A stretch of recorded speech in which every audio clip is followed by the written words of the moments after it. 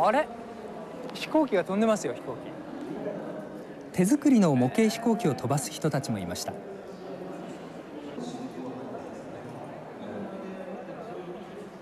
薄い板と発泡スチロールなどで作られていまして、リモコンで自由に操ることができるんです。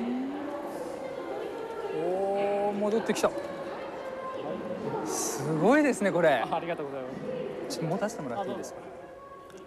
0.01 グラム単位で軽量化を重ねた結果、重さはこの大きさでも4グラムほど、だから1円玉4枚ほどなんですよ団地に住んでね。るんですけど、団地のちょっとした空き地でいつも夕方気分が向いた時さっと飛ばせるっていうところが美味しいところです。